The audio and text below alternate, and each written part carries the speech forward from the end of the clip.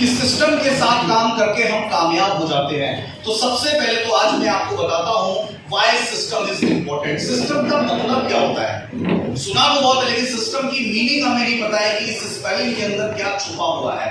देखिए सिस्टम क्या कहता है? सिस्टम कहता है एस फॉर सेव। क्या करना है? सेव करना है, बचाना है। वाई फॉर योर, आपका। Self for, S for self, खुद का। आप लोगों को खुद का क्या बचाना है? T for time, E for energy and M for money.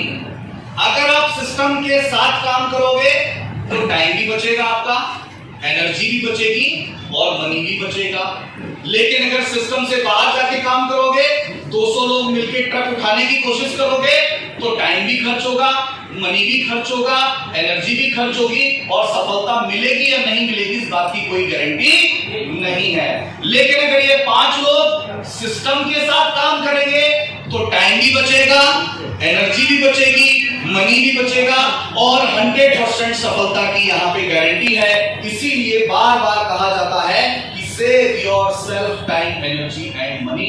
अगर आप सिस्टम के साथ काम करोगे जो करके तो टाइम भी बचा लोगे, एनर्जी भी बचा लोगे, मनी भी बचा लोगे। इसीलिए बिजनेस के अंदर जितने भी लोग काम कर रहे हैं, इस बिजनेस का जो प्रूवन सिस्टम है, लाखों लोग, हजारों लोग जो आज तक मिलियनियर बने हैं, जिन लोगों ने जीरो से लेकर के हीरो तक का सफर तय किया है, जो लोग शून्य पे थे लेकिन शिखर पे पहुंचे हैं, ऐसे लोगों ने जो काम किया है वो सिस्टम के साथ काम किया है। उन्होंने सिस्टम को फॉलो किया है। यानी कि एक दोस्त जो कुएं तक पहुंच गया, दूसरे दोस्त ने उसके पैरों के निशान पे चला। अगर कोई तीसरा होता तो वो दूसरे के पैरों के निशान पे चलता।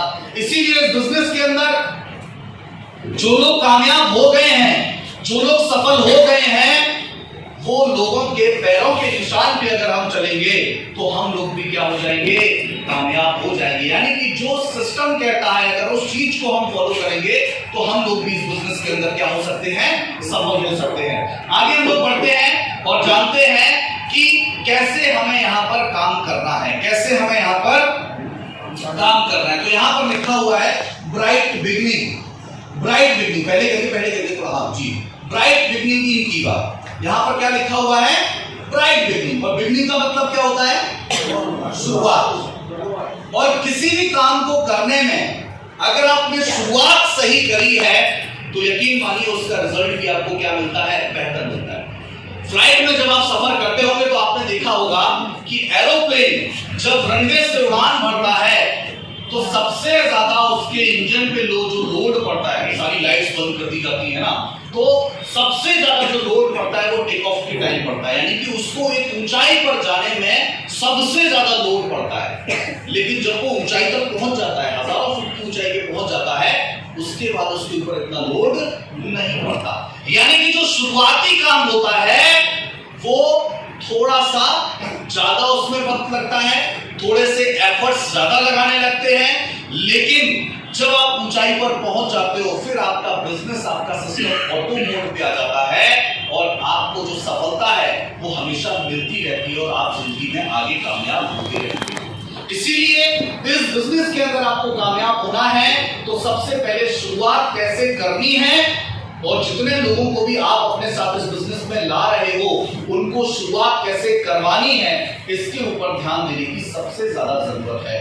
शुरुआत में अगर गलतियां करते रहोगे तो टाइम भी ज्यादा लगेगा, एनर्जी भी ज्यादा लगेगी, मनी भी ज्यादा लगेगा और फिर जब सफलता नहीं मिल पाएगी या थोड़ी मिल पाएगी या धीरे से मिलेगी, तब बहुत सारे लोग होते हैं वो फैसला लेते हैं, क्योंकि एक ह्यूमन साइकोलॉजी, लोगों का दिमाग है, कोई तो फिट करने के बारे में सोचता है, कोई आउट ऑफ फोकस हो जाता है और यही वजह है कि जब टिक नहीं पाते हैं तो लोगों को सफलता मिल नहीं पाती है। इसीलिए आगे की लाइन यहाँ पर मैंने 2 कही है कि जब आगाज जबरदस्त होगा तो अंजाम भी जबरदस्त होगा। यानी कि आगाज का मतलब है जब शुरुआत जो होगी वो बेहतर होगी, शुरुआत जो होगी वो प्रॉपर होगी, तो हमारा जो अंजाम है यानी कि जो रिजल्ट है वो हमें कैसा मिलेगा?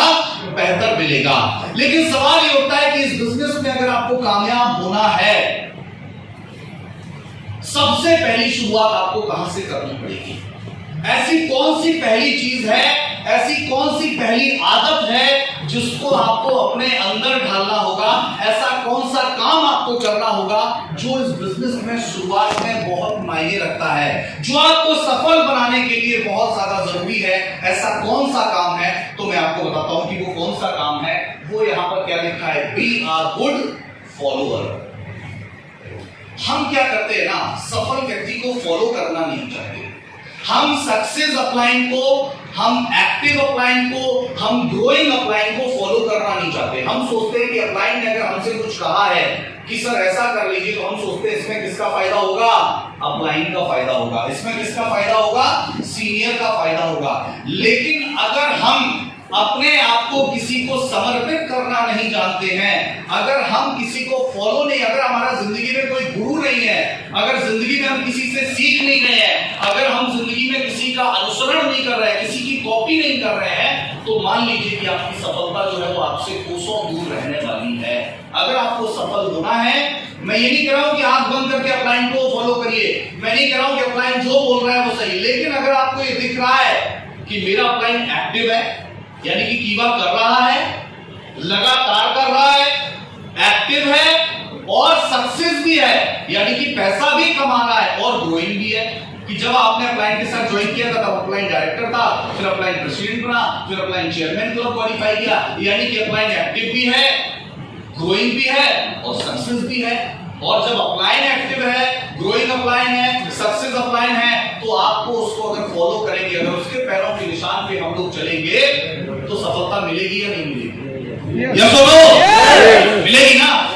अब सवाल होता है कि फॉलो जो है वो हमें कैसे करना चाहिए, फॉलोअर कैसा होता है। वैसे इस जो भी मैं आपको फोटो दिखाऊंगा उसको किसी धर्म से जोड़ने की जरूरत नहीं है, लेकिन आईआईएम के कोर्सेज के अंदर जब मैनेजमेंट की पढ़ाई आप करेंगे तो वहां पे ये एग्जांपल जरूर बताया जाता है कि फॉलो कैसे किया जाता है, फॉलोअर कैसा होना चाहिए, फॉलो कैसे बनना, किसी को फॉलो कैसे करना चाहिए। तो आगे के हम यहाँ पर देखेंगे good follower, management lesson from Ramayan, management lesson for Ramayan. Ramayan से हम एक फॉलोअर कैसा होना चाहिए वो रामायण हमें बहुत अच्छे से सिखाता है। और कौन किसको फॉलो कर रहा था, हनुमान जी ने किसको फॉलो किया था, भगवान राम को फॉलो किया था। वो उनके अपलाइन थे और एक तरीके से वो क्या थे, डाउनलाइन या उनकी टीम का एक हिस्सा। अब सवाल उठता है कैसे फॉलो किया, जो जो अपलाइन ने कहा करने को वो डाउनलाइन ने किया, जो जो सीनियर ने कहा वो उन्होंने किया।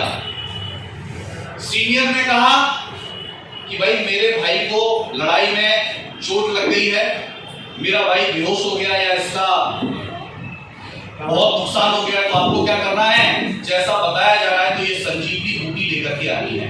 तो डाउनलाइन ने क्या कहा कि मुझे नहीं पता, क्या कहा, चाहे तो कह सकते थे कि नहीं कह सकते थे कि साहब मुझे ये मेडिकल और ये वेलनेस और हेल्थ की नॉलेज नहीं है, मुझे नहीं पता ये संजीवनी क्या होती है, मैंने कभी ये कोर्स नहीं किया, मैंने कभी इस तरीके की पढ़ाई नहीं करी, मुझे नहीं पता ये क्या होता है। और हमेशा आप ये सारे काम मुझे क्यों देते हो, लंका जाना है तो आपको जाना है, डॉक्टर को वहां से उठा के लाना है तो आपको लाना है, अब ये संजीवनी लेके आनी है तो आपको लेके आनी, इतने सारे और भी लोग हैं ना, और किसी को काम क्यों नहीं दिया। लेकिन नहीं, क्योंकि क्या थे वो एक गुड फॉलोअर। उन्होंने सोचा कि अगर मुझे कुछ काम दिया तो हो सकता है इसमें मेरा कोई ना कोई भला, मेरा कोई ना कोई हिडन फायदा इसमें जरूर होगा। इसीलिए बिना सोचे समझे उड़ान भर दी, पहुंच गए। जब कुछ भी समझ में नहीं आया तो पूरा का पूरा मेडिकल स्टोर उठा कर यस और नो, यस और नो। इस तरीके से एक फॉलोअर हम बन सकते हैं। यानी कि अपलाइन अगर हमारे फायदे के लिए, अपलाइन अगर active upline, growing upline, successful upline अगर हमें कुछ कह रहा है, कोई ट्रैक अगर हमें बता रहा है, कोई रास्ता अगर हमें बता रहा है, तो हमें उसको क्या करना चाहिए, फॉलो करना चाहिए। ये इस बिजनेस को करने की पहली सीख है। जो ये काम करना सीख जाएगा, पहली बात जो सुनना सीख जाएगा तो वो बोलना भी सीख जाएगा और कामयाब होना ही सीख जाएगा। लेकिन जिसको सुनने की आदत नहीं है, जिसको फॉलो करने की आदत नहीं है, तो वो कभी भी इस बिजनेस में कामयाब नहीं हो सकता। ये हकीकत है।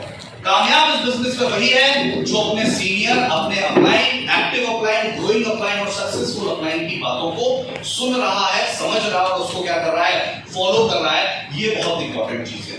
अब बात आती है कि दुनिया जो है वो किस पे चलती है, भरोसे पे चलती है। किस पे चलती है? फेथ पे चलती है, भरोसे पे चलती है।